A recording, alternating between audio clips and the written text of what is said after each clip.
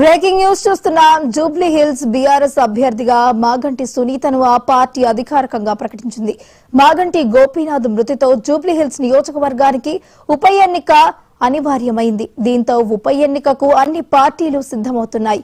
ఇప్పటికే అన్ని పార్టీల అభ్యర్థులు ఎంపికకు కసరత్తు ప్రారంభించగా బీఆర్ఎస్ తొలుత అభ్యర్థిని ప్రకటించింది.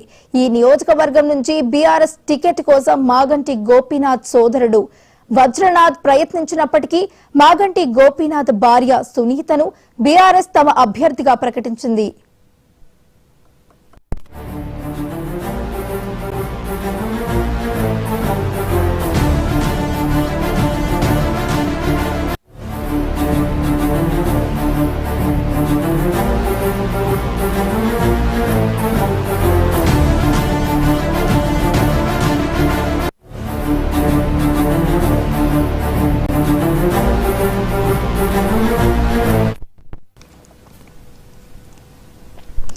జూబ్లీ హిల్స్ బీఆర్ఎస్ అభ్యర్థిగా మాగంటి సునీతను ఆ పార్టీ అధికారికంగా ప్రకటించింది.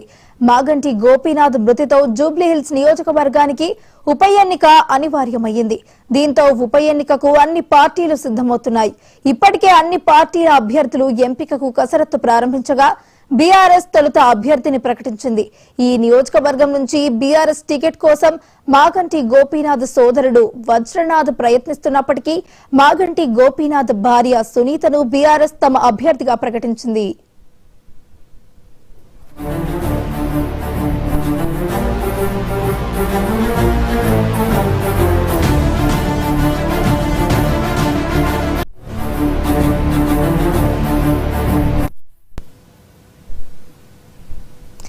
జూబ్లీ హిల్స్ బీఆర్ఎస్ అభ్యర్థిగా మాగంటి సునీతను ఆ పార్టీ అధికారికంగా ప్రకటించింది. మాగంటి గోపీనాథ్ మృతితో జూబ్లీ హిల్స్ నియోజకవర్గానికి ఉప ఎన్నిక అనివార్యమైంది. ఇదే అంశానికి సంబంధించి మరింత సమాచారాన్ని మా ప్రతినిధి రామ్ నరేష్ లైవ్ లో అందించడానికి సిద్ధంగా ఉన్నారు.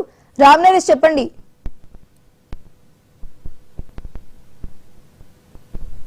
ఎన్నికలకు సంబంధించేసి బీఆర్ఎస్ పార్టీ అభ్యర్థిగా మాగంటి గోపీనాథ్ సతీమణి సునీతను ప్రకటించడం జరిగింది. కొద్దిసేపు క్రితం కేసీఆర్ అధికారికంగా అనౌన్స్ చేయడం జరిగింది. దీనికి సంబంధించి బీఆర్ఎస్ వర్కింగ్ ప్రెసిడెంట్ కేటీఆర్, అదేవిధంగా మాజీ మంత్రి హరీష్ రావు కేసీఆర్ తో ఫామ్ హౌస్ లో 2 రోజుల నుంచి భేటీ అవుతున్న పరిస్థితి ఉంది. ఈ రోజు కొద్దిసేపటి క్రితం భేటీ అయిన కీలక నేతలందరితో కూడా కేసీఆర్ చర్చలు జరిపారు. ఎందుకంటే ఇటీవల కాలంలో మాగంటి గోపీనాథ్ అనారోగ్య కారణాలతో చనిపోవడం వల్ల జూబ్లీహిల్స్ ఉప ఎన్నిక రావడం జరిగింది. ఈ నేపథ్యంలోనే ఇప్పుడు జరిగే ఉప ఎన్నికలకు సంబంధించేసి మాగంటి గోపీనాథ్ సతీమణి సునీతను అధికారికంగా అభ్యర్థిని ప్రకటించడం జరిగింది. మొత్తంగా కేసీఆర్ తీసుకున్న ఈ నిర్ణయంతో ఇప్పుడు బీఆర్ఎస్ పార్టీలో అయితే ఒక జోష్ నిండిందని చెప్పుకోవచ్చు. ఎందుకంటే మాగంటి గోపీనాథ్ 3 సార్లుగా జూబ్లీహిల్స్ ఎన్నికల్లో గెలుస్తూ వస్తున్నారు. అయితే ఇటీవల ఆయన అనారోగ్యంతో మృతి చెందడంతో ఇప్పుడు ఉప ఎన్నిక అనేది అనివార్యంగా మారింది. దీంతో ఈ జూబ్లీహిల్స్ ఉప ఎన్నికలను ఎట్టి పరిస్థితుల్లో కైవసం చేసుకోవాలని చెప్పేసి గోపీనాథ్ సతీమణి సునీతకే బీఆర్ఎస్ పార్టీ టికెట్ ఖరారు చేయడం జరిగింది.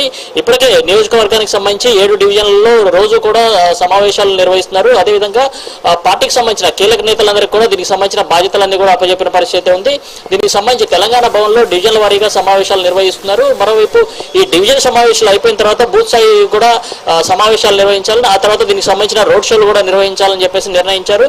ఎట్టి పరిస్థితుల్లో అంటే గతంలో కంటోన్మెంట్ ఉందా కంటైన్మెంట్ ఎన్నికలో సెంటిమెంట్ పనిచేయలేదు, అక్కడ బీఆర్ఎస్ ఓటమి పాలైంది. అయితే ఈసారి మాత్రం జూబ్లీహిల్స్ ఎన్నికల్లో ఆ సెంటిమెంట్ దెబ్బ కొట్టకుండా ఎట్టి పరిస్థితుల్లో గోపీనాథ్ వైఫ్ గెలిచేలా సిద్ధం చేస్తున్నారని చెప్పవచ్చు. అందులో భాగంగా ఒకవైపు కాంగ్రెస్ పార్టీ 3 మంత్రులు, అదేవిధంగా కార్పొరేషన్ చైర్మన్లు విస్తృతస్థాయి ప్రచారం చేస్తున్నప్పటికీ కూడా ఇటు బీఆర్ఎస్ పార్టీ అందుకు ధీటుగానే ప్రచారం సాగిస్తున్న పరిస్థితి ఉంది. ఎందుకంటే 7 డివిజన్లకు సంబంధించి ఇప్పటికే పార్టీకి సంబంధించిన ఎమ్మెల్సీలు, అదేవిధంగా ఎమ్మెల్యేలను ఇన్ఛార్జీలుగా నియమించేసి రోజు ప్రతినిత్యం కూడా వాళ్ళతో సమావేశాలు నిర్వహిస్తున్న పరిస్థితి ఉంది. ఇటు తెలంగాణ భవన్లో సమావేశాలు నిర్వహిస్తూ అటు బూత్ స్థాయి కూడా సమావేశాలు నిర్వహిస్తున్న పరిస్థితి ఉంది. ఎట్టి పరిస్థితుల్లోనే ఈసారి జూబ్లీహిల్స్ ఎన్నికలను కైవసం చేసుకోవాలని చెప్పి కేసీఆర్ ప్రత్యేకంగా చెప్పిన నేపథ్యంలో పార్టీ నేతలంతా కూడా దీనిపై గ్రౌండ్ లెవెల్లో కసరత్తు చేస్తున్న పరిస్థితి ఉంది. మరోవైపు అధికారికంగా అభ్యర్థిని ముందుగానే అంటే కాంగ్రెస్ అదేవిధంగా బీజేపీల కన్నా ముందే ప్రకటించిన నేపథ్యంలో అది బీఆర్ఎస్ కి లాభం చేకూరేలాగా ఉందని చెప్తున్నారు. ఏదైతే మాగంటి గోపీనాథ్ 3 సార్లుగా ఎమ్మెల్యేగా జూబ్లీహిల్స్ ఎన్నికల్లో పోటీ చేసి గెలవడం జరిగింది. అందులో ఆయన అక్కడ చేసిన అభివృద్ధి కానీ, ఆయన చేసిన సంక్షేమ అంశాలు కానీ, అదేవిధంగా బస్తీ వాసులతో ఆయన కలిసిపోయిన వ్యవహారం, ఇవన్నీ కూడా బీఆర్ఎస్ పార్టీకి మేలు చేస్తాయని చెప్పేసి, అదేవిధంగా కేసీఆర్ గత 10 ఏళ్లలో చేసిన అభివృద్ధి కార్యక్రమాలు ఏవైతే అవన్నింటినీ కూడా ప్రజలకు వివరించారు. అదేవిధంగా కాంగ్రెస్ పార్టీ చేసిన ప్రజా వ్యతిరేక విధానాలు ఏవైతున్నా వాటన్నిటిని కూడా ప్రతిరోజు వాళ్ళ ఇళ్లకెళ్ళి ఓటర్ల ఇళ్లకి వెళ్ళి వాళ్ళందరికీ కూడా వివరించాలంటూ కూడా పార్టీకి సంబంధించిన నేతలందరికీ దిశానిర్దేశం చేశారు. ఈ నేపథ్యంలో ప్రస్తుతం త్వరలో జరగబోయే ఏదైతే జూబ్లీహిల్స్ ఎన్నికల్లో బీఆర్ఎస్ పార్టీని ఎట్టి పరిస్థితుల్లో అని చెప్పేసి పార్టీ నేతలందరూ కూడా కేసీఆర్ కొద్దిసేపు క్రితం దిశానిర్దేశం చేశారు. అందులో భాగంగానే అభ్యర్థిని ముందుగానే ప్రకటించడం జరిగింది. Vaishnavi. Right, thank you Ram Naresh.